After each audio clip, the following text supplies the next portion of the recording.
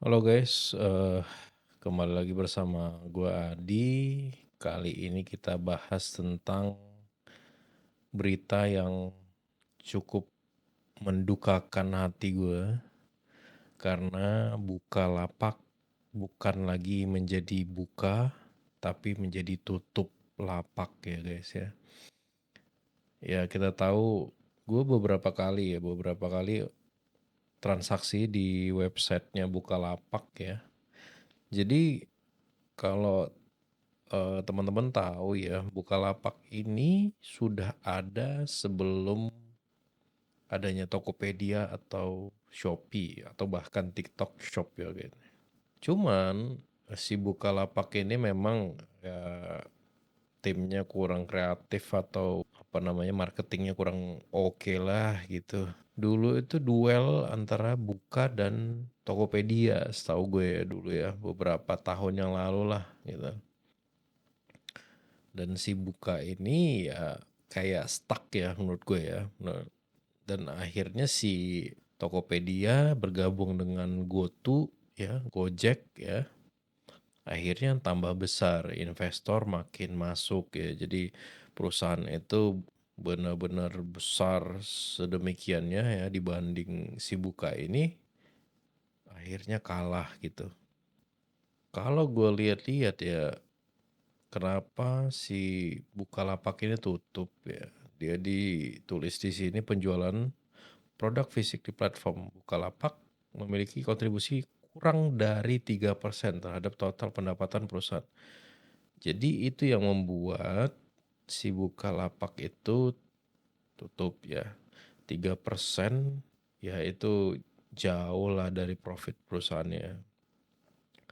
Punya karyawan ya kan, operasional, dan akhirnya dia menutup platformnya ya di website Bukalapak.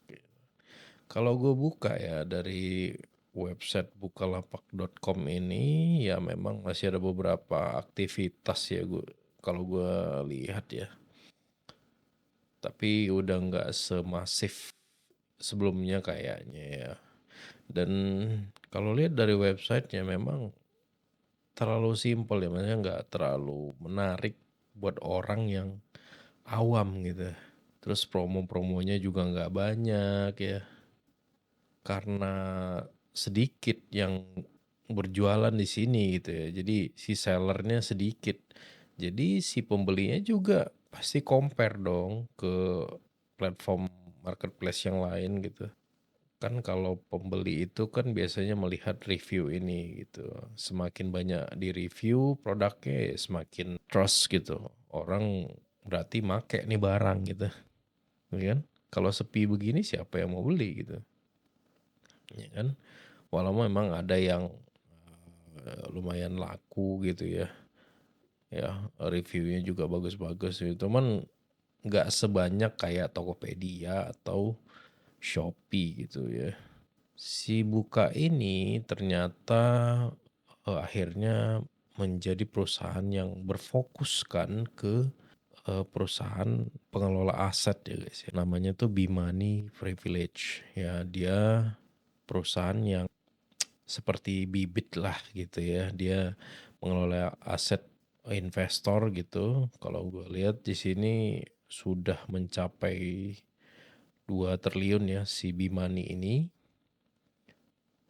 Dan dia bermain di, kalau gue buka ya di websitenya dia punya produk reksadana dan saham ya. Jadi manajer investasi. Ya biasa reksadana kan ada saham, reksadana obligasi, reksadana pasar uang ya.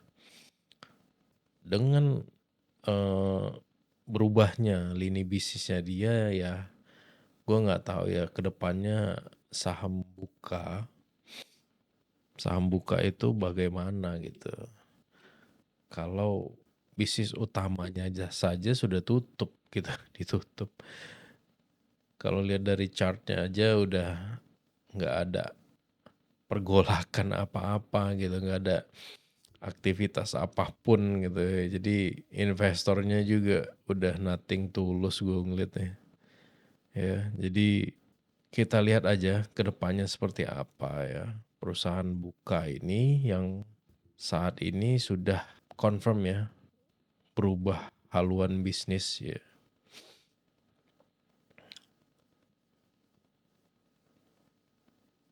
Oke,